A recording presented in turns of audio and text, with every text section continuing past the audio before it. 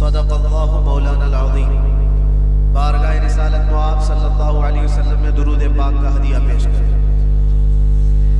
اللہم صلی علی سیدنا و مولانا محمد معدن الجود والکرم وآلہ واصحابہ الکرام وابنہ الکریم وبارک وسلم صلاة دائمة سرمدا ابدا۔ سب سے پہلے آپ تمامی حضرات کو نصف شعبان المعظم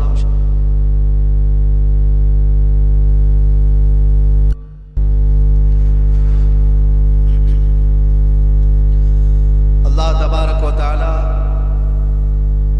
اس شب کو ہم سب کے لیے خیر و برکت والی شب بنائے، اور آج کی یہ شب جیسا کہ آپ سب نے سنا بھی ہوگا، ہمارے سال بھر کا حساب و کتاب آج بند ہوتا ہے اور نئے سال کی ابتدا آج کی رات سے ہوتی ہے۔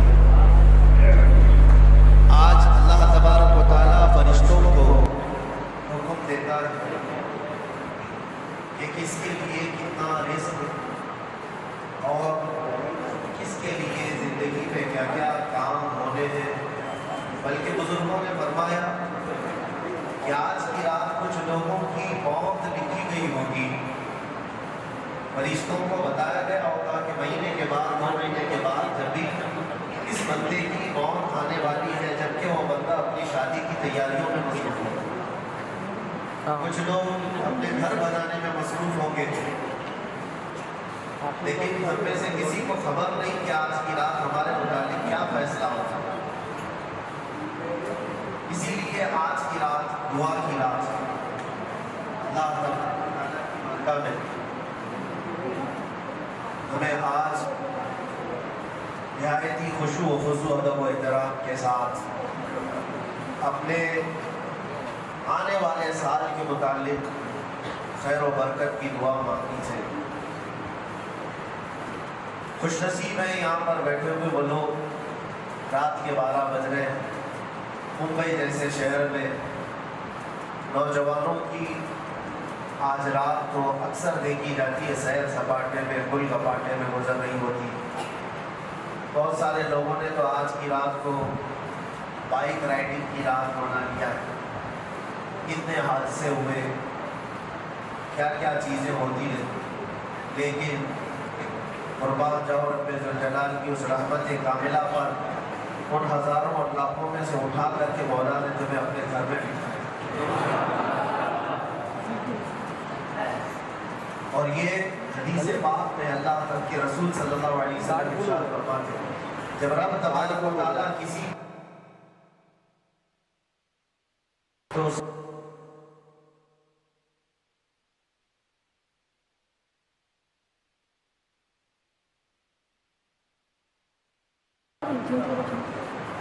تو یہاں پر بیٹھا ہوا ہر بندہ وہ ہے جس کے ساتھ اللہ تعالیٰ نے بھلائی کا ارادہ فرمایا۔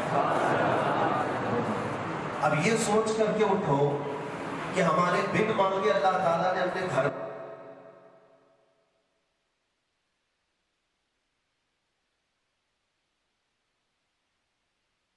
اسی لیے بزرگوں نے ایک دعا یہ بھی ہمیں بتائی تھی کہ ہمیشہ اللہ ایک دعا یہ کرنا،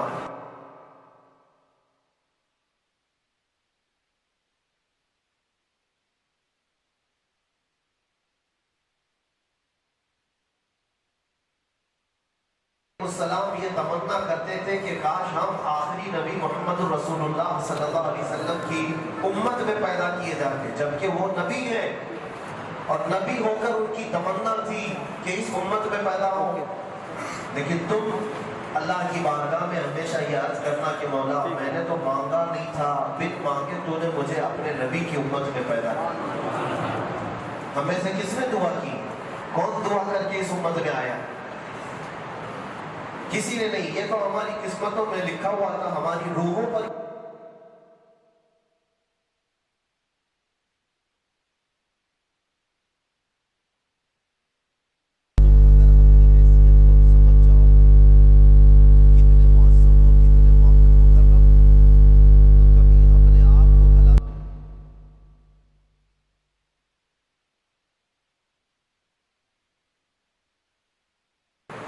آدمی سنبھل کر کے چلتا ہے۔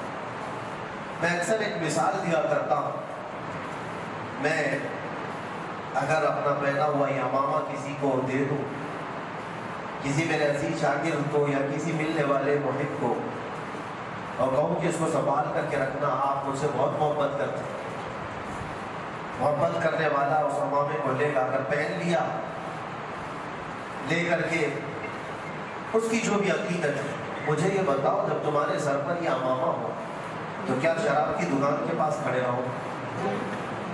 کیا کسی سیر سپاٹے کی جگہ پر جہاں لوگ نکڑوں پر اپنی عیاشیاں کر رہے ہوتے وہاں کھڑے ہو جاؤ؟ تمہیں اپنے لباس کا وقار کا خیال آ جاتا ہے، میرے سر پر تو ایک معظم امامہ ہے، یہ کسی کا دیا ہوا امامہ ہے اور اس کی عزت ہے، اس کا وقار۔ میرے عزیزوں، یہ تو میرا ایک کپڑے کا امامہ ہے، اور میری کیا حیثیت ہے؟ جب یہ امامہ تم رکھ کر کے کسی ایسی ویسی جگہ پر نہیں کھڑے ہونا چاہتے تو سوچو اللہ نے تمہارے سر پر امت محمدیہ کا تاج رکھا، تمہیں خیر امت کہہ کر کے پکارا قرآن میں اللہ، کنتم خیر امت اخرجت للناس، تم لوگوں میں خیر امت بنائے گئے، سب سے بہترین امت ہو، اس لیے کہ تم اچھائیوں کا حکم دیتے ہو اور برائیوں سے روکتے ہو اور اللہ کو بغیر دیکھے مانتے ہو۔ یہ تمہاری عظمت پر اللہ نے قرآن میں بیان کرا، اور فخر سے کہو کہ میں مسلمان۔ کیوں؟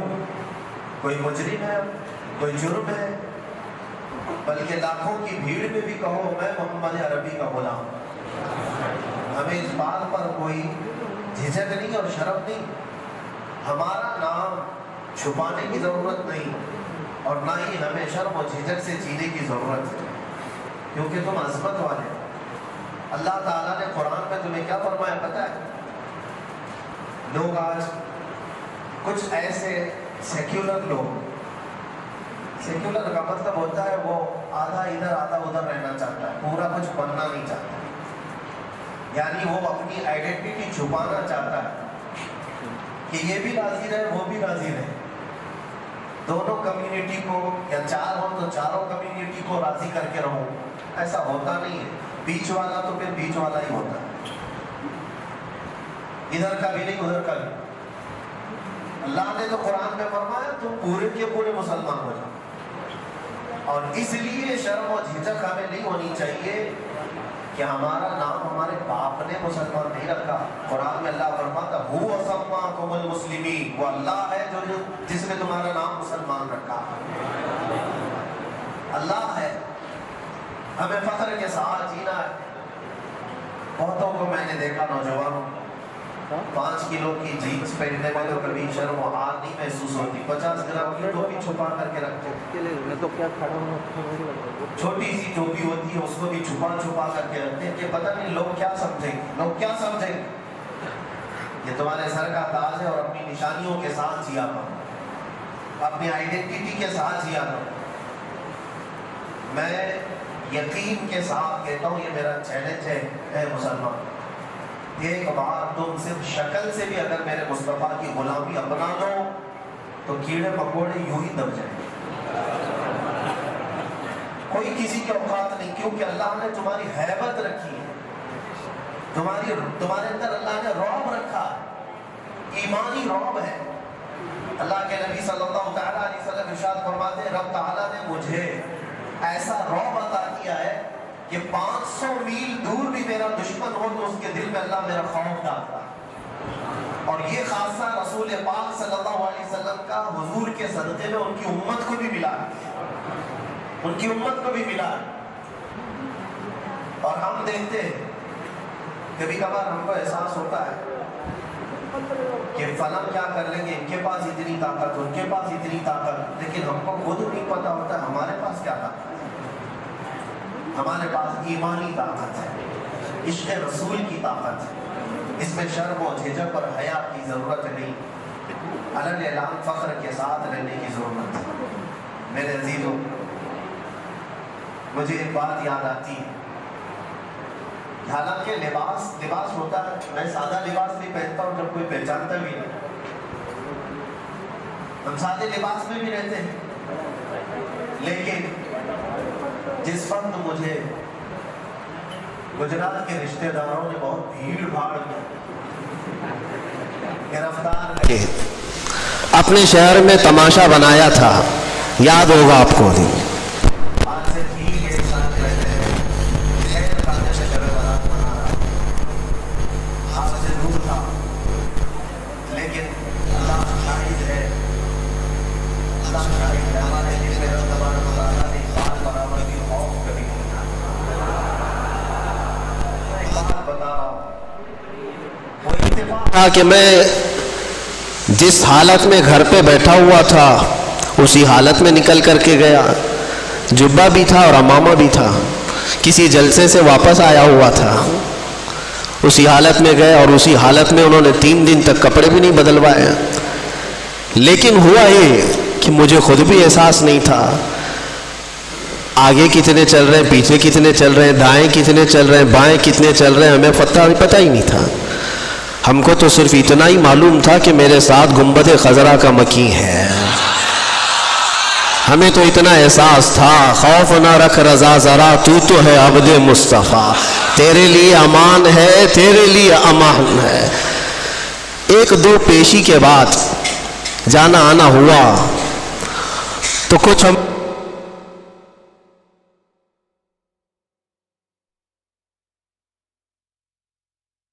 کر کے کہا مفتی صاحب اس کورٹ میں بھی آپ گئے، اس کورٹ میں بھی گئے، اب تھوڑا سا ہمارے اوپر بڑے مسئلے آ رہے ہیں، آپ اپنی یہ پگڑی اتار دو، اپنا یہ صافہ اتار دو اور سادے لباس میں ہمارے ساتھ چلیے. میں نے کہا سارا مسئلہ تو اسی پگڑی کا ہے، یہ اتر جائے تو پھر کیا مسئلہ ہے. اسی سنت مصطفیٰ کے تحفظ اور بقا کے لیے تو ہم لڑتے رہتے ہیں. وہ ناموس مصطفیٰ کا ایک حصہ ہے، رسول پاک کے اخلاق، رسول پاک کی سنتیں، یہ ناموس مصطفیٰ کا حصہ ہے. ہم اس کو بچاتے رہیں گے. ہم نے کہا یہ ہم سے نہیں ہوگا. 2 صورت ہو سکتی ہے، ظلم کرنے پر اگر آپ آ جائیں تو پورے کپڑے بھی اتار سکتے ہو، آپ چاہے تو وہ کر سکتے ہو، یا اگر آپ ریکویسٹ کر رہے ہیں تو پھر ٹھیک ہے، ہم عدالت میں اس چیز کو پوچھ لیں گے جج صاحب سے کہ کیا یہ پہننا یہاں پر جرم ہے.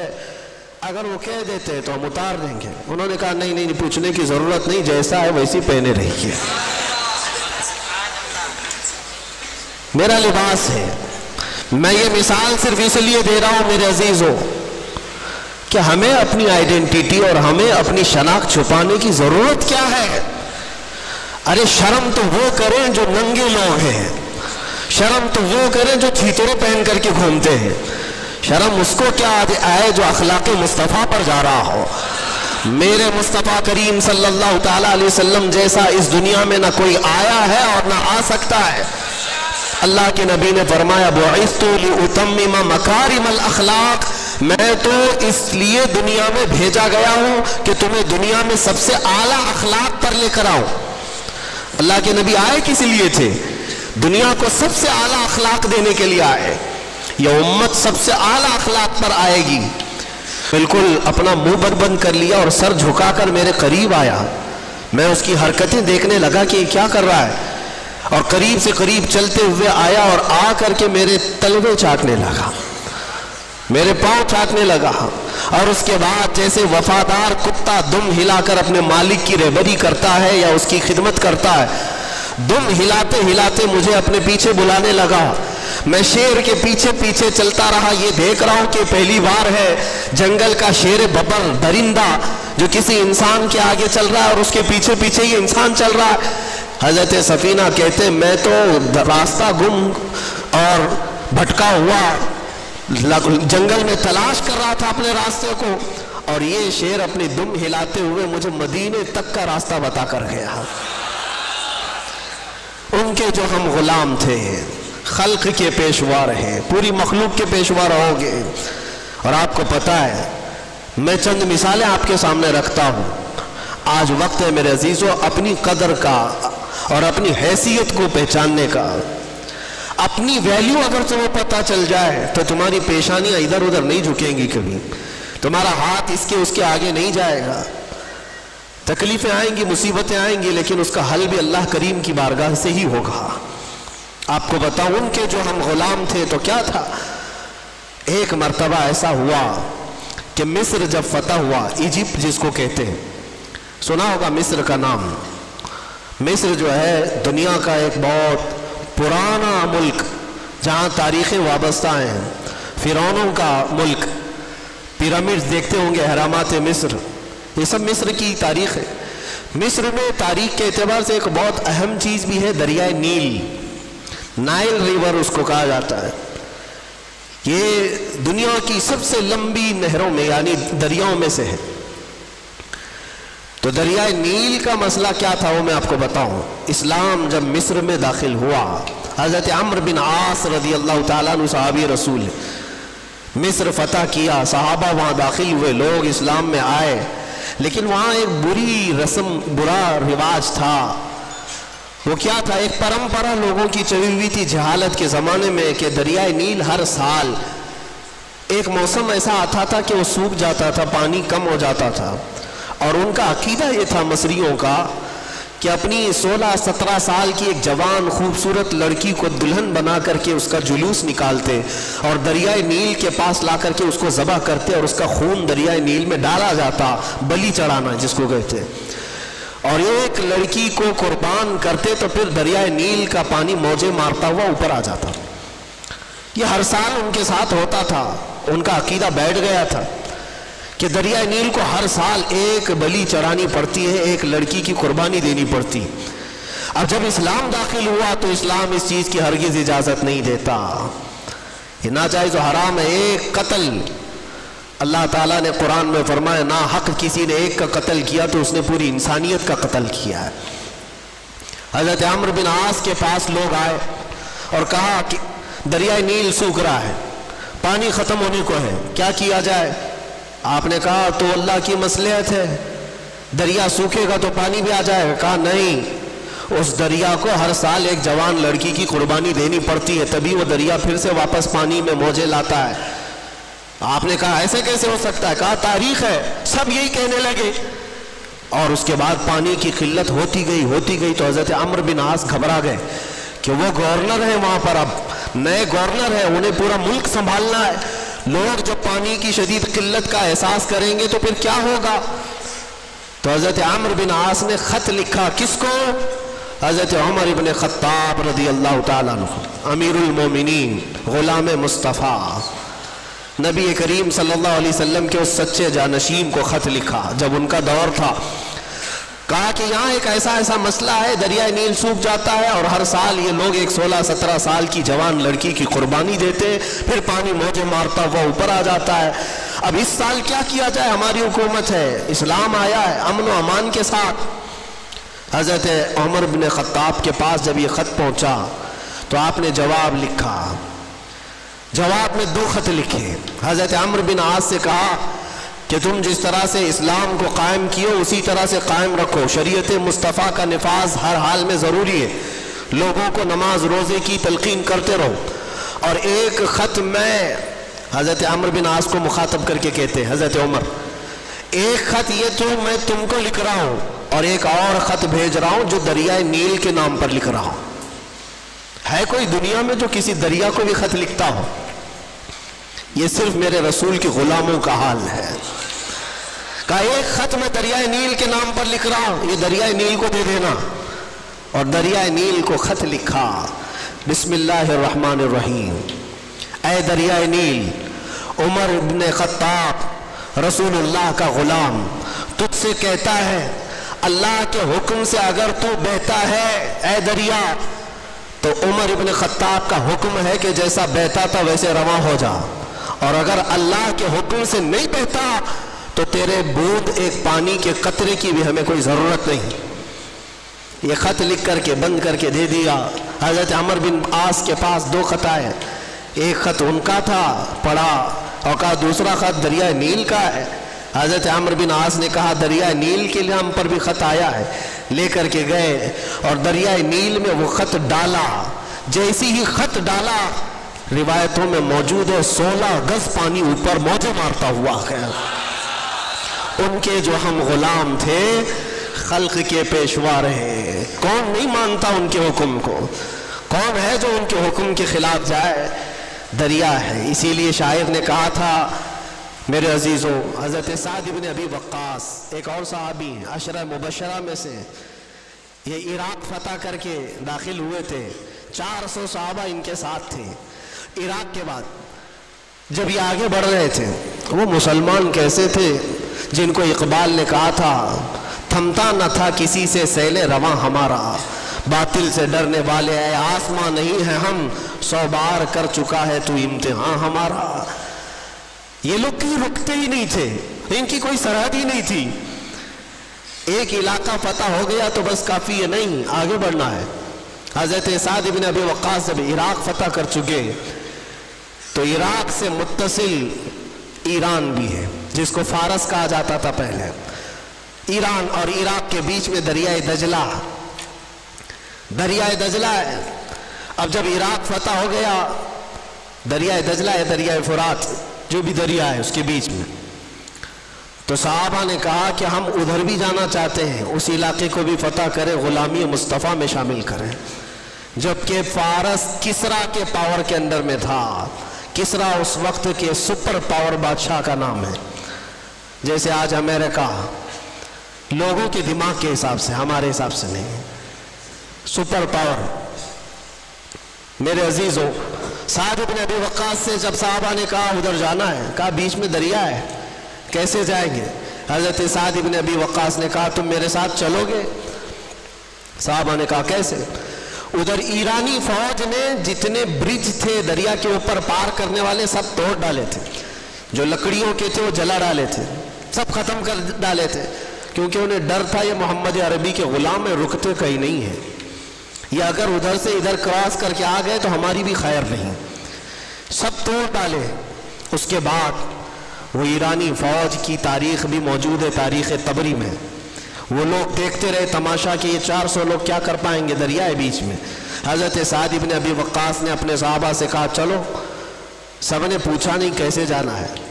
अपने कायद, अपने जो लीडर थे हज़रत साद इब्न अबी वक्कास सिपह सालार, उनके पीछे चल पड़े। फिर किसी ने पूछा किस रास्ते से जा रहे हैं? साद इब्न अबी वक्कास ने कहा दरिया से जाएंगे। और कैसे जाएंगे? घोड़ों पर बैठे हुए हैं, दरिया से जाने की बात करते हैं। क्या तुम्हारा घोड़ा इतनी छलांग लगाएगा कि इस दरिया को क्रॉस कर जाएगा? साद इब्न अबी वक्कास ने कहा कोई छलांग लगाने वाला घोड़ा नहीं, चल करके ही जाएगा। ये तारीख में पहली बार हो रहा है। साद इब्न अबी वक्कास ने कहा मेरे पीछे चलो। साहबा ने सब अपने अपने घोड़े उनके साथ लगा दी। साद इब्न अबी वक्कास का घोड़ा पहली मर्तबा दरियाए दजला पर पांव रखता है, आपने अल्लाहु अकबर कहा। दूसरा पांव रखता है, आपने अल्लाहु अकबर कहा। सहाबा ने देखा साद इब्न अबी वक्कास का घोड़ा दरियाए दजला पर चलता हुआ जा रहा है, उसके टाप पर कोई पानी का निशान भी नहीं है, टापों पर पानी तक भी नहीं। तो सारे सहाबा पानी पर चलते हुए चले गए, चलते हुए चले गए। ये तारीख की सच्चाइयां मैं बता रहा हूं। ईरानी फौज उस वक्त मुल्क फारस की, किसरा की फौज ये देख करके क्या कहती है जानते हो? कहती है देवा आमदन, फारसी में देवा आमदन। अरे जिन्नात की जमात आ रही है, ऐसा लगता है जिन्नात की जमात आ रही है पानी पर चलते हुए। मेरे अजीजों तुम्हें भी दिखाना है जिन्नात की जमात होती कैसी है। वो चल करके चले गए और जब दरियाए दजला को अबूर कर लिया, मेरे अजीजों इनकी हैबत से वैसे थर्रा गए थे कि मुल्क फारस पूरा परचम इस्लाम में आ गया था, इस्लाम का परचम लहराने लगा था। अजीज़ान गिरामी वक़ार, उसी बात को इकबाल ने कहा था कि ये थमता न था किसी से सैले रवा हमारा। और शायर ने क्या कहा? दश्त तो दश्त है दरिया भी न छोड़े हमने, बहरे जुल्मात में दौड़ा दिए घोड़े हमने। यही वाक़यात थे। लेकिन मुझे बताओ ایک دریائے نیل ہے، حکم مان رہا ہے عمر ابن خطاب کا. ایک دریائے دجلہ ہے، حکم مان رہا ہے سعد ابن ابی وقاص کا.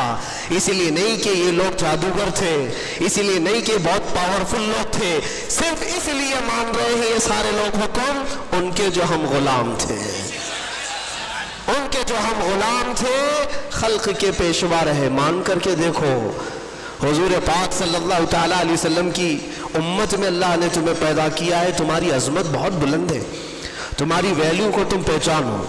ہاں ہمارے ساتھ چیلنجز ہیں، ہمارے ساتھ مقابلے ہوں گے، لیکن اللہ تبارک و تعالیٰ کی حمایت بھی ہوگی. میں آپ کو تحدیث نعمت کے طور پر کہتا ہوں، تحدیث نعمت کے طور پر. میں اپنی بڑائی کے لیے نہیں کہتا.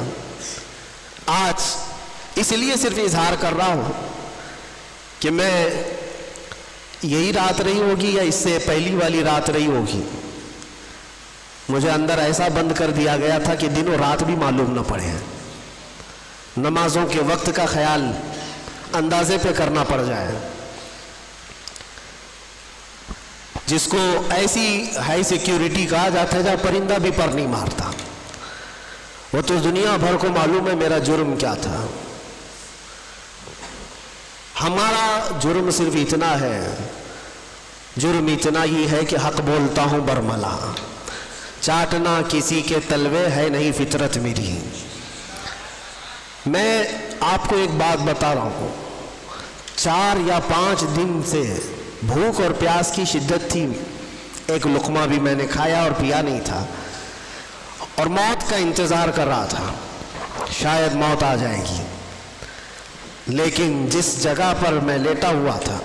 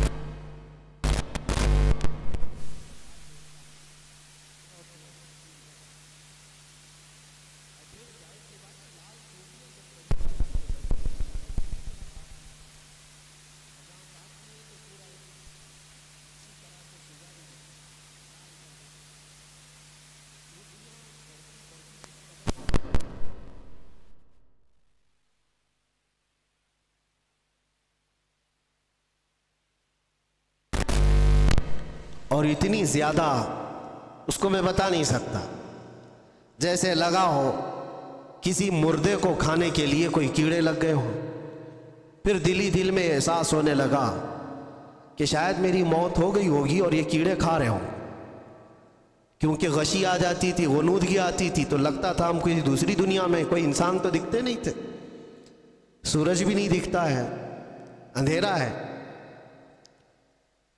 3 سے 4 گھنٹے اس طرح سے لیٹے رہے. چونٹیاں ادھر کاٹیں گی ادھر کاٹیں گی، گردن پہ آ گئی، چہرے پہ آ گئی، جسم میں آ گئی. ظاہر سی بات ہے لگ تو رہا تھا. افطاری کا وقت قریب تھا. اب اس کے آگے کے معاملات جو میرے ساتھ ہوئے وہ میں ایکسپلین نہیں کر سکتا، لیکن اتنا بتانا چاہتا ہوں. طاقت آئی، جس نے بھی اٹھایا مجھے، کون تھا، کس نے اٹھایا، اللہ ہی بہتر جانے. جب اٹھ کر کے دیکھا بستر پر ساری چونٹیاں پڑی ہوئی ہیں، چل رہی ہیں، رینگ رہی ہیں جسم پر، اور میرے رب کریم کا احسان ہے سے ان 50 نہیں 1000 چونٹیوں میں سے ایک چونٹی نے بھی کاٹا نہیں تھا. وہ اس لیے نہیں کہ میں کوئی پاورفل آدمی یا میں کوئی پرہیزگار، میں کوئی اللہ کا ولی نہیں، میں اس کا کوئی دعویٰ نہیں کرتا، کوئی دعویٰ نہیں کرتا. میری طاقت بھی اتنی نہیں تھی کہ چونٹیوں کو نکال کر الگ کیا جائے. لیکن اور یہ بھی نہیں ہے کہ کبھی کاٹی نہیں، کاٹتی ہیں، ابھی بھی کاٹیں گی. ابھی اگر ہاتھ پہ رکھ دیں تو کاٹ لیں گے. پہلے بھی کاٹی ہیں، مچھر بھی کاٹے ہیں. ایسے ہم ہیں نہیں کہ ہم کو نہیں کاٹتے، کاٹتے ہیں. لیکن وہ سچویشن جہاں آدمی پوری طرح سے مجبور ہو گیا ہو، ہاتھ پیر ہلا نہ پاتا ہو، چوٹیاں چڑھ گئی ہوں اور پھر نہ کاٹ رہی ہوں، تب یہ احساس ہوا رب ذوالجلال تو جہاں جیسا چاہے اپنے حبیب کے غلاموں کی حفاظت کرتا ہے۔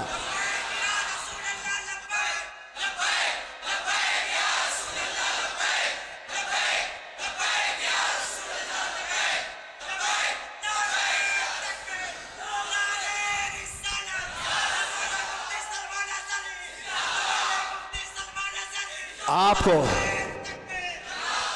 مجھے وہ حدیث یاد آئی جب صحابہ اکرام رضوان اللہ تعالیٰ علیہ مجمعین کی ایک جماعت کو اللہ کے نبی صلی اللہ تعالیٰ علیہ وسلم نے تبلیغ کے لیے بھیجا تھا۔ 70 صحابہ اکرام میں جب وہ تبلیغ کے لیے گئے تھے، کفار و مشرکین نے دھوکے سے ان سارے صحابہ کو شہید کر ڈالا تھا، سارے صحابہ کو شہید کر دیا تھا، اور 3 بچ گئے تھے۔ 3 میں سے وہ صحابہ کو قید کر لیا تھا، اور قیدی ایسا بنایا تھا کہ 24 گھنٹے ان کی نگرانی پر بیٹھے رہتے تھے، زنجیروں سے باندھ کر کے صحابہ کو۔ اس کے بعد ہوا یہ کہ اس میں ایک صحابی حضرت زید بن دسنہ رضی اللہ تعالیٰ عنہ، ان کو ان ظالموں نے نہایت ہی بے دردی کے ساتھ ان کے ہاتھ کی انگلیاں، ان کے پیر کی انگلیاں، ان کے ہونٹ، ان کے کان، ان کی ناک سب کاٹ کر کے شہید کیا تھا۔ ایک غلام مصطفیٰ کو نہایت ہی دردناک انداز میں شہید کیا، اور اس کے بعد ان کی لاش کو لٹکا کر کے رکھا ایک کھمبے سے، اور پہرا لگا دیا کہ ان کی لاش کو کوئی لے کر کے نہ جا سکے، کوئی لے کر کے نہ جا سکے۔ 2 صحابہ تھے وہاں پر، زید بن دسنہ رضی اللہ تعالیٰ عنہ اور ایک دوسرے صحابی حضرت خباب بن الارت یا خبیب بن عدی رضی اللہ تعالیٰ، 2 میں سے کوئی ایک صحابی۔ اللہ کے نبی صلی اللہ علیہ وسلم مدینہ طیبہ میں بیٹھے ہیں، حضور پاک صلی اللہ علیہ وسلم نے فرمایا ظالموں نے میرے غلاموں کو شہید کیا ہے میرے غلاموں میں سے کوئی جو بچے ہوئے میرے ان صحابہ کی لاشوں کو لے کر کے آئے میرے پاس۔ 2 جری صحابہ تھے، حضرت طلحہ، حضرت زبیر رضی اللہ تعالیٰ عنہ، گھوڑا لے کر یہ 2 ہی لوگ نکلے تھے۔ تقریباً 500 کے قریب کفار جس کی پہرہ داری کر رہے ہیں، ان پہروں میں سے وہ صحابہ کی لاش کو لانے کے لیے صرف نبی کے 2 غلام نکلے تھے۔ انہوں نے کہا ہم لے کر کے آئیں گے، اور جب یہ 2 صحابہ نکل کر کے آئے تھے، رات میں بھی اور دن میں بھی پہرے داری میں بیٹھے ہوئے کفار و مشرکین 2 صحابہ کی لاشوں پر۔ اب سوچیے آپ، رات کے وقت یہ پہنچے تھے دونوں صحابہ، اور جیسے یہ قریب گئے تو دیکھا پورے تلوار سوتے ہوئے پہرا دے رہے ہیں۔ ان دونوں صحابہ نے اللہ کی بارگاہ میں عرض کیا کہ مولا، ہمارے پاس نہ تلوار کی طاقت، نہ بھالے اور نیزے کی طاقت، ہمارے پاس صرف ایمان کی طاقت ہے، ہم تجھ پر یقین رکھتے ہیں اور تیرے نبی پر ایمان رکھتے ہیں، تو اگر مدد نہیں کرے گا تو دنیا ہم سے کس طرح کا سلوک کرتی ہے۔ دیکھا یہ دونوں صحابہ دعا کر رہے تھے، وہ سارے کفار و مشرکین کو اونگ لگ گئی، نیند لگ گئی، ان کے بیچوں بیچ سے گئے اور ان صحابہ کرام کی لاشوں کو اٹھایا۔ ایک صحابی کی لاش کو اٹھایا اور رکھا اور لے کر نکل پڑے، دوسرے وہاں پر موجود رہ گئے۔ جب تک وہ جاگے تو وہ صحابی رسول جو وہاں رہ گئے تھے، تو ظالموں نے یہ سوچا کہ کسی نہ کسی طرح ان کو بھی یہ لے جائیں گے، ان کو کسی طرح سے یہاں کاٹ کاٹ کر کے ٹکڑے ٹکڑے میں بدل دیا جائے۔ تو جیسے ہی اس بری نیت کے ساتھ قریب آئے، شہد کی مکھیوں کا ایک چھتا پورا اس صحابی کے اطراف لگ گیا، اتنی خطرناک مکھیاں آ گئیں۔ وہ صحابی رسول جن کی لاش وہاں پر موجود ہے، پوری مکھیاں، شہد کی مکھیاں، اور کفار و مشرکین میں سے کوئی قریب جاتا تو اتنا ڈنک مارتی تھی کہ وہ سوج جاتا تھا اور زہر چڑھ جاتا تھا۔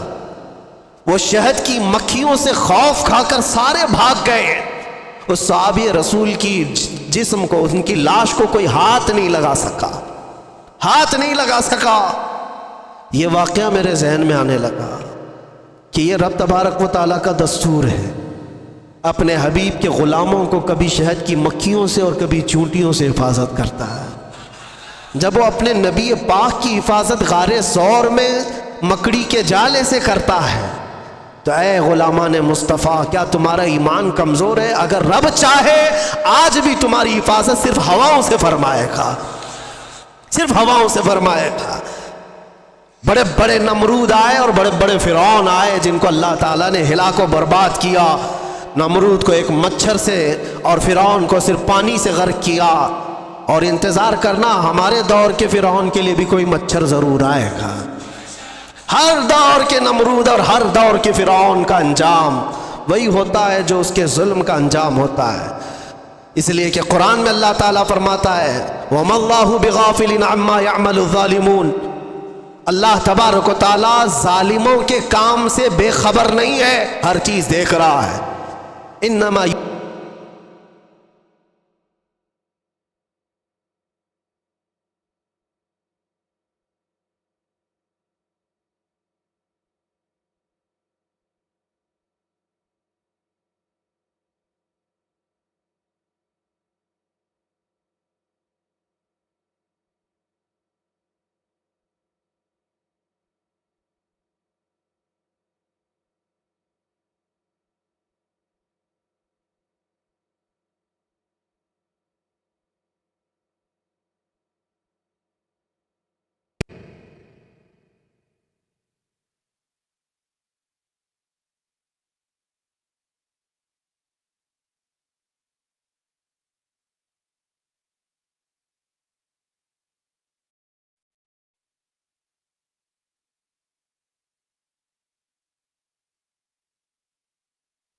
میرے عزیزو، صحابہ اکرام رضوان اللہ تعالیٰ علیہ مجمعین جو حضور کے غلام ہی تو تھے، اور اس کے بعد انہوں نے پوری دنیا کو دکھایا ہے۔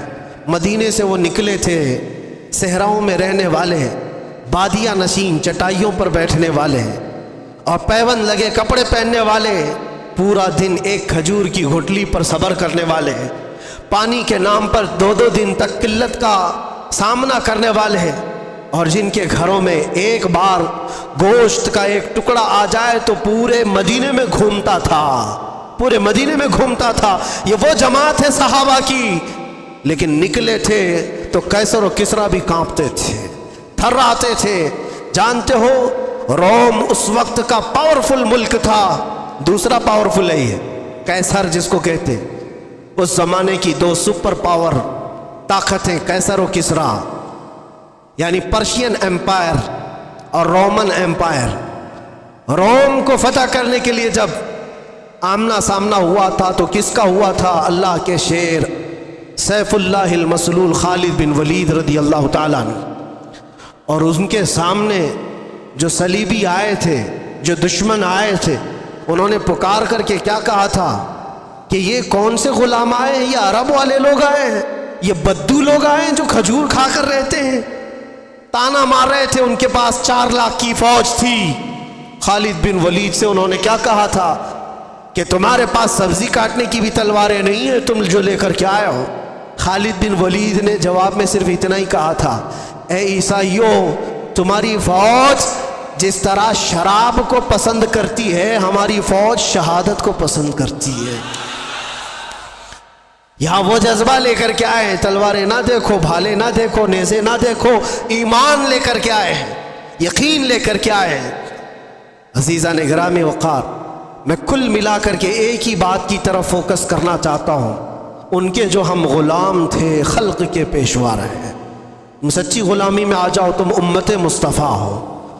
اللہ تعالیٰ نے قرآن میں تمہیں خیر امت کہا ہے۔ کیا آج کسی جوان کو یہ زیب دیتا ہے کہ اس کے ہاتھ میں شراب کی بوتل ہو، تاش کے پتے ہو؟ اس کی جوانی کیا اس کام کے لیے بنائی گئی ہے کہ وہ جوان لڑکیوں کی عزت کو تار تار کرتا رہے، صرف اپنی خواہشات کے لیے، اپنے نفسانی کا تکمیل کے لیے وہ عورتوں کے پیچھے رہے، لڑکیوں کے پیچھے بھاگتا رہے؟ نہیں نوجوان، تجھے اللہ تبارک و تعالیٰ نے محمد عربی کا شیر بنایا، ساری دنیا تیرے قدموں میں ہے، ساری طاقت اللہ تعالیٰ تیری طرف پھیر دے گا، شرط یہ ہے کہ تو حضور کی بات کر کے دیکھ۔ آج حیرت ہوتی ہے میں تم میں سے ہی ایک آدمی ہوں، آپ میں سے ہی ایک آدمی ہوں، میرے سر پر کوئی پر نہیں لگے اور نہ ہی میں آسمان سے اترا ہوا نہ زمین سے نکلا ہوا، لیکن جس طرف جائے لوگ اپنی آنکھیں پلکیں بچھاتے ہیں، عزتوں کی مالائیں ہزاروں کے بھیڑ میں آج جہاں جاتے ہیں، کبھی کبھار اپنے گریبان میں جھانک کر کے دیکھتا ہوں کون سی ایسی خصوصیت آ گئی جو لوگ دیکھنا چاہتے ہیں۔ 2 آنکھ 1 ناک وہی ساری چیزیں تو ہے، کوئی اسپیشل چیز ہے، کوئی الگ چیز ہے، سب کچھ تو وہی ہے، لیکن یہ لوگوں کا ہجوم ہر طرف سے امڑ کر کے ایک آدمی کو دیکھنے کیوں آتا ہے؟ میرے عزیزوں، یہ بات سمجھنے میں آپ کو بھی اندازہ ہو جائے گا، یہ بات صرف انسان اور ایک آدمی کی نہیں ہوتی، محبتیں دلوں میں ڈالنا یہ انسان کے کمال کا کام نہیں ہے، یہ اللہ رب العزت کے فضل سے ہوتا ہے۔ وہ جب چاہتا ہے تو پورے انسانوں کا دل ایک طرف پھیر دیتا ہے، اور کس کے لیے پھیرتا ہے؟ وہ دیکھو ان کے جو ہم غلام تھے، خلق کے پیشوا رہے، ہمیں آج یہ احساس ہے، آج لوگ جو پلکیں بچھاتے ہیں یا عزت کرتے ہیں تو وہ اس لیے نہیں کرتے کہ تمہارا لباس اچھا ہے، یا تم بڑے خاندان کے ہو، یا تم کسی سیاسی پارٹی کے نیتا ہو، 4 پیسے ہمارے لیے بھی کام کر جاؤ گے، نہیں، دور دراز بیٹھے ہوئے لوگ۔ میرے عزیزوں، میں آپ کو کیا بتاؤں، امریکہ میں رہنے والے کئی ایسے خاندان ہیں جن کو میں جانتا ہوں، ہم یہاں اندر موجود ہیں، وہ 3 مہینے سے اللہ کی بارگاہ میں نظر کے روزے رکھ رہے تھے، وہ عورتیں بھی، وہ بوڑھی خواتین بھی، وہ بچے بھی، جن کو ہم نے کبھی دیکھا نہیں، کبھی ملاقات نہیں کیا، 7 سمندر پار بیٹھ کر کے ایک فقیر، ایک نبی پاک کے غلام کے لیے اگر کوئی دعائیں کرتا ہے، اپنے دل میں محبت محسوس کرتا ہے، تو یہ ڈالا کس نے اور کیوں ڈالا؟ یہ 2 پوائنٹ ہے، ڈالا ہے رب ذوالجلال نے، اور کیوں ڈالا؟ صرف اس لیے جب تک بکے نہ تھے تو کوئی پوچھتا نہ تھا، یا رسول اللہ تم نے خرید کر ہمیں انمول کر دیا۔ بات صرف اتنی ہے، ان کی بات کرو، ہر دل پہ ان کی بات کرو۔ حضور پاک صلی اللہ تعالیٰ علیہ وسلم کی بات، آج میں ایک بات یہ بھی بتاؤں،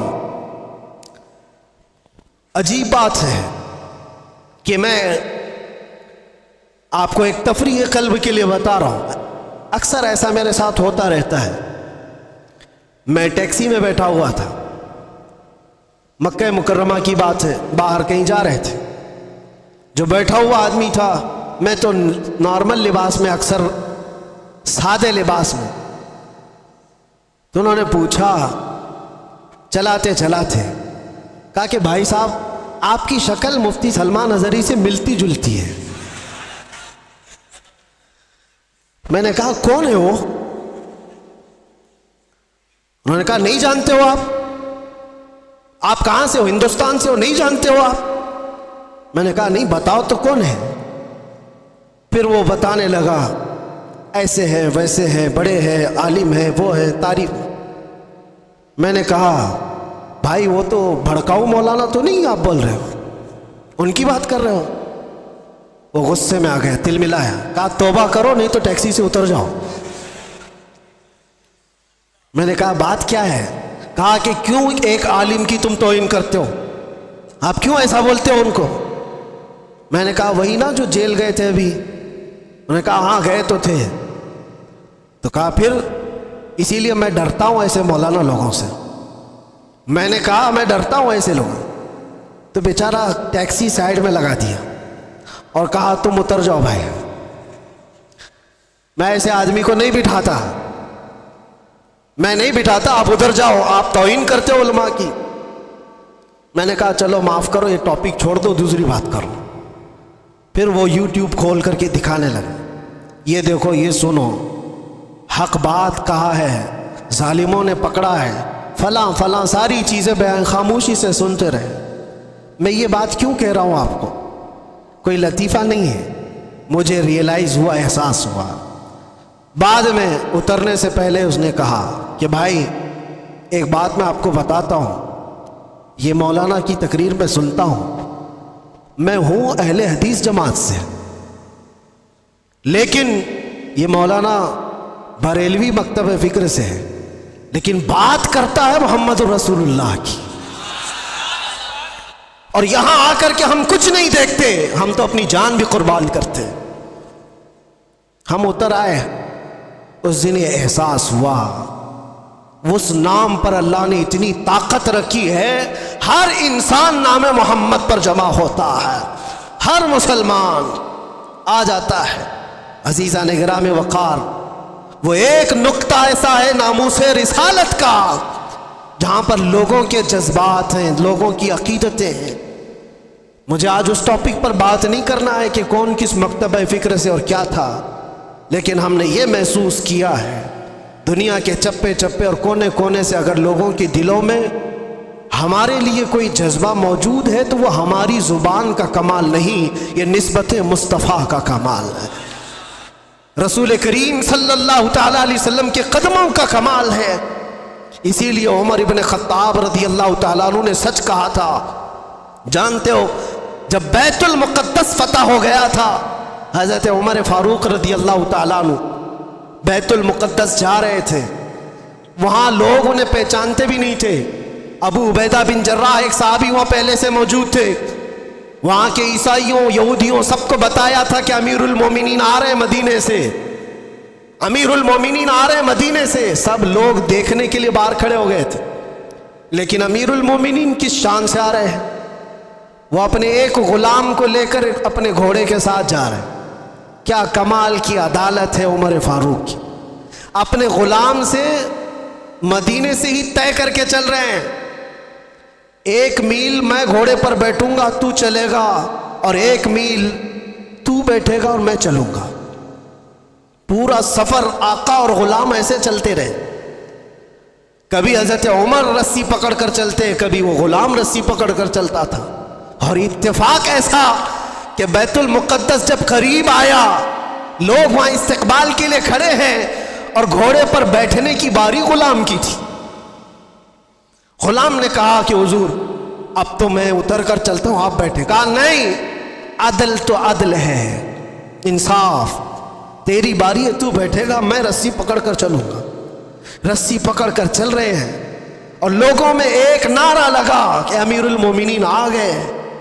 سب دوڑ کر کے اس گھوڑے کی طرف جا رہے ہیں جو گھوڑے پر سوار آ رہا ہے.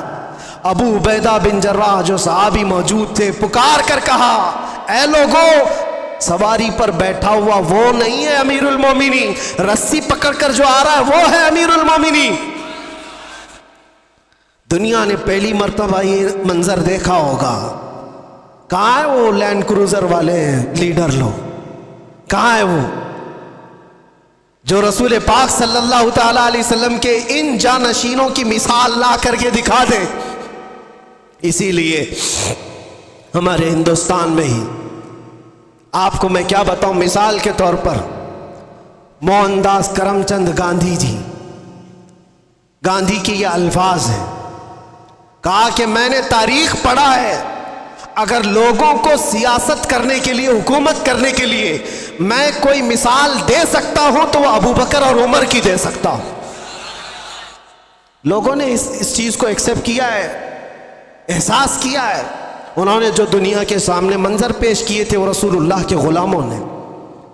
سنو, حضرت عمر فاروق رضی اللہ تعالیٰ عنہ نے جو بات کہی تھی اس کو میں سمیٹ رہا ہوں. لوگ جب آپ کو پکار کر امیر المومنین کہتے ہوئے قریب آئے تو آپ رو پڑے. یہ وہ وقت تھا حضرت عمر کا جب پورا عرب جو آج ہے, سعودی عرب جس کو کہتے ہیں, یہ عرب تھا, صرف عرب تھا, سعودی بعد میں بنا ہے. حجاز اور نجد دو علاقے تھے اور دونوں ملا کر کے عرب تھا. پھر یمن, پھر عراق, پھر ملک شام, اور پھر فلسطین, پھر مصر. 6 بڑی کنٹریاں جس کا کل رقبہ, کل ایریا اگر ملائیں گے تو تقریباً 17 لاکھ اسکوائر کلومیٹر, اور بعض میں ہے کہ 36 لاکھ اسکوائر کلومیٹر. حضرت عمر فاروق رضی اللہ تعالیٰ عنہ کا دور خلافت اتنا پھیلا ہوا تھا, اتنا پھیلا ہوا تھا, اتنی دور تک اسلام کا پرچم لہرا رہا تھا. اس وقت جب حضرت عمر فاروق بیت المقدس کے قریب آئے اور لوگوں نے آپ کو سراہنا شروع کیا امیر المومنین کہہ کر، آپ رو پڑے، اور اس کے بعد ایک تاریخی جملہ انہوں نے کہا تھا جو ہم سب کا بھی ہونا چاہیے، ہم سب کے لیے۔ آج میرا ٹاپک یہی ہے۔ حضرت عمر کھڑے ہو کر کے کہتے ہیں لوگوں سے، اے لوگوں سنو، آج تم میرے نام کے نعرے لگا رہے ہو، میں اپنی حیثیت بتاتا ہوں، میری حقیقت بتاتا ہوں۔ میرا نام عمر ہے، میرے باپ کا نام خطاب ہے، میں خطاب کا بیٹا عمر ہوں۔ بچپن میں مجھ سے 2 بکریاں نہیں سنبھالی جاتی تھی، میرے باپ مجھے بکریاں چرانے کے لیے بھیجتے تھے تو بکریاں ادھر سے ادھر ہو جاتی، اور جب بکریاں مجھ سے نہیں سنبھلتی تو روز میں اپنے باپ کے گھوسے کھاتا تھا، روز مجھے مار پڑتی تھی میرے باپ سے، بکریاں مجھ سے نہیں سنبھلتی تھی۔ اور آج تم دیکھ رہے ہو 36 لاکھ اسکوائر کلومیٹر کا پورا رقبہ عمر تنہا اس کی نگرانی کرتا ہے، اور ایسی نگرانی مدینے میں بیٹھے ہوئے عمر فاروق ہے۔ ملک شام کا ایک واقعہ میں آپ کو بتا رہا ہوں۔ ملک شام مدینے سے ہزاروں کلومیٹر دور، ملک شام میں بیٹھی ہوئی ایک خاتون رات کو اپنی بیٹی سے کہتی ہے دودھ میں پانی ملا کر کے بیچو تو تھوڑا زیادہ ہو جائے گا۔ بیٹی کہتی ہے اماں عمر ابن خطاب کا دور ہے۔ کہاں ہے؟ مدینے میں بیٹھے ہوئے، اور لوگوں کے اندر عدل اور انصاف کرنے کی چاہ ہزاروں میل دور پر بھی ہے۔ تو حضرت عمر اس دن اعلان کرتے، آج جو بچپن میں 2 بکریوں کو نہیں سنبھال سکتا تھا، 36 لاکھ اسکوائر کلومیٹر کو تنہا چلاتا ہے، وہ اس لیے نہیں کہ خطاب کا بیٹا عمر ہے، اس لیے چلاتا ہے کہ محمد الرسول اللہ کا غلام عمر ہے۔ ان کے جو ہم غلام تھے خلق کے پیشوا رہے۔ کل ملا کر کے ایک ہی نقطہ ہے، ہمیں کرنی ہے شہنشاہ بطحا کی رضا جوئی، وہ اپنے ہو گئے تو رحمت پروردگار اپنی۔ اگر حضور ہمارے ہو گئے تو پھر بچا کیا ہے؟ اسی لیے صحابہ کیا کہتے تھے پتہ ہے؟ سارے زخم کھاتے تھے، مصیبتیں اٹھاتے تھے، اور پھر مسکرا کر کے حضور سے یہ کہتے تھے، ہر ستم ہر مصیبت گوارا ہے، یا رسول اللہ ایک بار تم کہہ دو کہ تو ہمارا ہے۔ تجھ سے تجھی کو مانگ کر مانگ لی ساری کائنات۔ صحابہ کرام بھی بڑے عقل کے ساتھ، بڑے عشق کے ساتھ مانگتے تھے۔ حضور پاک صلی اللہ تعالیٰ علیہ وسلم جب کسی صحابی سے کہتے کچھ چاہیے، کچھ مانگنا ہے، تو ان کا سلیقہ بھی تو دیکھو میرے عزیزوں۔ تمہیں اگر آپشن دے دیا جائے تو جلدی سے کیا مانگو؟ ہر ایک کے اپنے مسئلے ہیں، ہر ایک کے مسئلے، جو جس مسئلے میں الجھا ہوا ہے وہی مانگ لے گا۔ ارے نوکری نہیں لگتی، 2 سال سے بھٹک رہا ہوں، نوکری مل جائے۔ کسی کو چھوکری نہیں ملتی، وہ مانگ رہا ہے، یا جو چاہیے وہ نہیں ملتی، وہ مانگ رہا ہے۔ اسی میں ساری دنیا تمہاری، ساری عقل اسی کے اندر، دنیا مانگنے کے لیے، اور 4 دن کی عیاشی، اس کے بعد پھر پرانی ہو جاتی ہے۔ جس چیز کی بیس دنیاوی محبت پر ہوتی ہے، یاد رکھنا وہ بہت جلدی پرانی ہوتی، اس سے محبت بھی قائم نہیں رہ پاتی۔ اور جس چیز کی ابتدا اللہ کی رضا پر ہوتی ہے وہ دنیا میں بھی سلامت رہتی ہے، آخرت میں بھی سلامت رہتی، وہ اللہ محفوظ رکھتا ہے۔ اور صحابہ کیا مانگتے تھے؟ ایک صحابی رات کو حضور صلی اللہ علیہ وسلم کی بارگاہ میں تہجد کے وقت وضو کرا رہے ہیں، حضور نے خوش ہو کر کے پوچھا کہ کچھ مانگنا ہے تمہیں، کچھ چاہیے؟ آپ سوچو، مالک جنت جب یہ پوچھ رہا ہو کچھ چاہیے تمہیں، کچھ مانگنا ہے، صحابی رسول نے کیا کہا؟ یا رسول اللہ اتنا چاہتا ہوں کہ جنت میں آپ کا ہم نشین بن جاؤ، آپ چاہیے بس، آپ کا ساتھ آپ ہوں بس میرے لیے۔ حضور نے فرمایا وضو کرتے ہوئے، اب غیر ذالک، اس کے علاوہ بھی کچھ اور چاہیے؟ یہ کون کہتا ہے؟ جو پہلا دے چکا ہو تبھی دوسرا پوچھتا ہے۔ مرشد گرامی حضور تاج الشریعہ رحمۃ اللہ علیہ نے اسی لیے فرمایا، نبی مختار کل ہیں، جسے جو چاہے بھری جنت ہبا کر دیں۔ نبی مختار کل ہیں، جسے جو چاہے عطا کر۔ ارے وہ رسول پاک صلی اللہ تعالیٰ علیہ وسلم کی بارگاہ میں سچ کہا ہے میرے مرشد نے، وہ دم میں جو چاہے جسے چاہے فرما روا کرتے ہیں۔ حضور پاک صلی اللہ تعالیٰ علیہ وسلم کی بارگاہ کے متعلق یہ کہا، سنو، حضور نے دوسری بار کہا کچھ اور چاہیے۔ اس صحابی نے اب یہ سوچنا تھا کہ ایک چیز تو مانگا اور حضور نے دیا ہوگا، اب دوسرا بھی کچھ مانگ لوں، دوسرا کچھ اور، ماں باپ، رشتہ دار، بیوی، بچے، ان کے لیے بھی کچھ مانگ لوں۔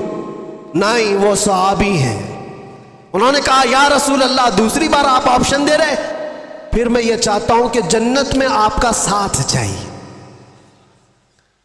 حضور نے فرمایا اب غیر ذالک، اس کے علاوہ اور بھی کچھ چاہیے؟ یہاں دینے پر وہ نبی مختار اپنی جھولیاں پھیلائے ہوئے ہیں، لب واہ ہیں، آنکھیں ہیں بند، پھیلی ہیں جھولیاں، کتنے مزے کی بھیک تیرے پاک در کی ہے، مانگیں گے مانگے جائیں گے، منہ مانگی پائیں گے، سرکار میں نہ لا ہے نہ حاجت اگر کی ہے۔ شعر سمجھ میں آیا؟ یہ اعلیٰ حضرت کا شعر ہے، مانگیں گے مانگے جائیں گے، منہ مانگی پائیں گے، جتنا مانگو گے سب پاؤ گے، سرکار میں نہ لا ہے نہ حاجت اگر کی ہے۔ اس کا مطلب کیا ہے؟ لا کا مطلب عربی میں نہیں، نہیں، میں نہیں دوں گا، اس کو کیا کہتے ہیں؟ لا۔ لا حضور کی عادت ہے ہی نہیں لا کہنا، کبھی حضور لا نہیں کہتے، نہیں دوں گا، یہ نہیں دوں گا۔ اور اگر، اعلیٰ حضرت بھی کیسے عشق رکھتے تھے، یہاں حضور کی بارگاہ میں لا تو نہیں کہا جاتا اور یہ بھی نہیں کہا جاتا اگر تو کہے گا یہ تو دوں گا، اگر تو ایسا بنے گا تو دوں گا۔ حضور اگر پہ دیتے ہی نہیں، وہاں جو آیا جس طرح مانگا بھر بھر جھولی دے دی گئی۔ میرے کریم سے اگر قطرہ کسی نے مانگا، دریا بہا دیے ہیں، دربے بہا دیے ہیں، مانگیں گے مانگے جائیں گے، منہ مانگی پائیں گے، سرکار میں نہ لا ہے نہ حاجت اگر کی ہے۔ اب سوچو، وہ صحابی کو تیسرا آپشن ملا ہے، اب بھی تو کچھ اور مانگ سکتے تھے۔ تیسری بار اس صحابی نے کہا یا رسول اللہ مرافقتک فی الجنہ، جنت میں آپ کا ساتھ چاہیے، کیونکہ وہ صحابی جانتے ہیں تجھ سے تجھی کو مانگ کر مانگ لی ساری کائنات۔ اگر حضور کو مانگ لیا ہے، حضور کا ساتھ مانگ لیا، تو ساری چیزیں تو اللہ یوں ہی دے دے گا، صدقے میں سب آ جائیں گی۔ یہ مانگنا وہ مانگنا فلاں مانگنا کیا ضرورت ہے؟ نبی جب کسی کا ہو جائے تو پھر کائنات اس کی ہے، نبی مختار کل ہے۔ صحابہ نے یہ سلیقہ دکھایا ہمیں، وہ حضور کا ساتھ مانگتے تھے۔ اسی لیے تو حضرت عمر بھی کس بات پر فخر کرتے تھے پتہ ہے؟ نبی پاک صلی اللہ علیہ وسلم نے ایک مجلس میں قبر کے حالات سنائے کہ جب کسی کو دفن کر کے چلے جاتے تو دو فرشتے آتے، منکر نکیر، نیلی آنکھوں والے، کالے چہرے والے، جھنجھوڑ کر سوال کرتے تیرا رب کون ہے، تیرا دین کیا ہے، اور حضور کو دکھا کر پوچھتے ان کے بارے میں کیا کہتا تھا۔ تو وہ بہت سخت وقت ہوگا، منکر نکیر جب سوال کر رہے ہوں گے، بہت سارے تو ٹائیں ٹائیں فش ہو جائیں گے۔ ہاں یہ بات یاد رکھو، سوالات آج سب کو پتہ ہے، قبر میں جانے کے بعد بھول بھی جائیں گے۔ وہی یاد رکھے گا جس پر میرے مولا کا فضل ہوگا۔ ہاں میں ہمیشہ یہ بات کہتا ہوں، اپوزیشن والے بھول جاؤ گے۔ ہاں دو چیزوں میں تو بول سکتے ہو، دو چیزوں میں تو بول سکتے ہو، تمہارا رب کون ہے؟ اللہ، وہ بھی بولیں گے ہم بھی بولیں گے۔ تمہارا دین کیا ہے؟ فخر سے بولیں گے میرا دین اسلام ہے۔ جب حضور کو دکھا کر پوچھیں گے، اور فرشتے بھی سوال کا دیکھو وہاں پر ایک دم ٹائپ ہی بدل گیا ہے، انداز بدل گیا ہے۔ دو سوالوں میں تو فرشتے پوچھ رہے ہیں تیرا رب کون ہے، کون تھا نہیں پوچھا، کیا پوچھا؟ کون ہے، تو کہتے میرا رب اللہ ہے۔ پھر دوسرا بھی فرشتوں نے یہی پوچھا تیرا دین کیا تھا، نہیں تیرا دین کیا تھا نہیں پوچھا، تیرا دین کیا ہے، تو بولتا ہے میرا دین اسلام ہے۔ لیکن تیسرے پہ آ کر فرشتے بدل دیتے، ما کنت تقول فی حق ھذا الرجل، حضور کو دکھا کر پوچھتے ہیں یہ کون ہے، نہیں ان کے بارے میں کیا کہتا تھا، بدل گیا سوال۔ اگر فرشتے وہاں بھی یہ پوچھتے یہ کون ہے، تو سب بولتے اب تو دیکھنا ہے کیا یہاں پر کوئی مجال ہے کہ انکار کرے، اب تو پھنسا ہے۔ بولے گا، ہر کوئی بولے گا، لیکن فرشتے وہ نہیں پوچھ رہے ہیں یہ کون ہے، بلکہ یہ پوچھتے ان کے بارے میں کیا کہتا تھا۔ یہی کہے گا کہ ان کو پیٹھ پیچھے کا علم نہیں تھا، یہی کہے گا جو آج چیمی گوئیاں کرتا رہتا ہے، دلیلیں کہاں ہیں، وہ کہاں ہیں، یہ کہاں ہے۔ میرے عزیزوں، اسی لیے دامن تھام لو اعلیٰ حضرت کا۔ قبر کے سوالات بھی پکے تمہاری گٹھی میں پلا کر کے گیا بریلی کا عاشق۔ جب فرشتے یہ پوچھیں گے کیا کہتا تھا، تمہارے پاس اتنے الفاظ ہیں، کیا کیا نہیں کہو گے؟ میں تو یہ کہتا تھا سرور کہوں کہ مالک و مولا کہوں تجھے، باغ خلیل کا اللہ رے تیرے جس میں منور کی تابشیں، اے جانے جاں میں جانے۔ اور اتنا ہی نہیں کہتے تھے فرشتوں، سنو اور ہم کیا کہتے تھے، سب سے اعلیٰ وہ اولا، سب سے بالا وہ والا، ہاں بجھ گئی جس کے آگے سبھی مشالیں، شمع وہ لے کر آیا۔ فرشتوں رکو، ہم یہ بھی کہتے تھے ان کے بارے میں، زمین و زمان تمہارے، مکین و مکان، چنین و چنا، بنے دو جہاں۔ ارے ہم تو ان کے بارے میں یہ بھی کہتے تھے، دہن میں زبان بدن میں ہے جان، ہم آئے یہاں اور اٹھے بھی وہاں، لبیک یا رسول اللہ۔ یہ صدقہ ہے بریلی والے عشق کا۔ میرے عزیزوں، یہاں یہ جو سوالات کا جو سیشن چلا، اب سنو، حضور پاک میں جو بات کہہ رہا تھا اس کو کمپلیٹ کر دیتا ہوں۔ حضرت عمر فاروق رضی اللہ تعالیٰ عنہ سے حضور نے فرمایا، تم کیا کہو گے عمر جب فرشتے سوال کریں گے، تم کیا جواب دو گے؟ یہ بڑا اہم سوال ہے نا۔ حضرت عمر کہتے ہیں یہ تو بڑا سخت مسئلہ ہوگا 3 سوالوں کا جواب دیں، لیکن وہ پوچھتے ہیں یا رسول اللہ پہلے آپ مجھے یہ بتائیں کہ آج جو میں آپ سے محبت کرتا ہوں، میرے مرنے کے بعد قبر میں بھی یہ محبت سلامت رہے گی؟ کیسا سوال ہے۔ حضرت عمر نے حضور سے پوچھا، میرے آقا نے فرمایا، ہاں عمر، دنیا والوں کی محبت موت تک ختم ہو جاتی ہے، مجھ سے جو محبت کرتا ہے وہ حشر تک بھی باقی رہتی ہے۔ تب حضرت عمر نے جھوم کر کے کہا، یا رسول اللہ قبر میں اگر آپ کی محبت ساتھ ہے تو پھر یہ معاملہ میرے اوپر چھوڑ دے، میں خود نپٹ لوں گا۔ تو تم جو ہو رسول اللہ، صحابہ کا ایک نعرہ تھا، یا رسول اللہ کل مصیبت بعدک جلل، اے اللہ کے نبی اگر آپ ہیں تو پھر ہر مصیبت چھوٹی ہے، ہر مصیبت چھوٹی ہے۔ آ جاؤ اے نوجوانوں، آج اللہ تعالیٰ نے تمہیں جس امت میں پیدا کیا اس امت پہ فخر کرو، حضور کی امت میں بنایا، اس پہ فخر کرو، اور اپنی پیشانیوں کو سنبھالو، اپنی زبانوں کو سنبھالو، اپنے ہاتھوں کو سنبھالو، اپنے جسم کو سنبھالو، اپنی آنکھوں کو سنبھالو۔ یہ تمہاری آنکھیں عیاشیوں کے لیے نہیں ہیں، یہ تمہاری آنکھیں بے حیائی دیکھنے کے لیے نہیں ہیں۔ تم رات کی تاریکیوں میں اپنے موبائل کی اسکرین پر گندی چیزیں دیکھنے کے لیے اگر اپنی آنکھیں استعمال کرتے ہو تو تف ہے اور لعنت ہے۔ اپنی آنکھوں کو بچاؤ آوارہ ہونے سے، تم غلام مصطفیٰ ہو، بلکہ آنکھوں کو ملتے ہوئے روز رات کو یوں کہو، میرے آقا آؤ کہ مدت ہوئی ہے۔ تیری راہ میں آنکھیاں بچھاتے بچھاتے سنا ہے آپ ہر عاشق کے گھر تشریف لاتے، میرے گھر میں بھی ہو جائے چراغاں۔ یہ تمنا کرو میرے عزیزوں، اور کیوں نہیں، وہ نبی جب عطا کرنے پر آتے ہیں تو غلاموں کی نیکیاں دیکھ کر کے نہیں نوازتے، غلاموں کے دلوں کی محبت دیکھ کر کے نوازتے، دیکھ کر کے نوازتے۔ مجھے یاد ہے مدینہ طیبہ میں عورتیں جو سلام کرنے کے لیے حضور کی جالیوں کے پاس جاتی، سنا ہے بہت ساری عالمائیں، مبلغائیں، بڑی بڑی علم والی عورتیں بھی کھڑی تھیں اور سلام پیش کر رہی تھی حضور کو اچھے اچھے الفاظ سے، الصلاۃ والسلام علیک یا خاتم النبیین، یا رحمت للعالمین، یا راحت للعاشقین، یا مراد المشتاقین، یا شمس العارفین، یا سراج السالکین۔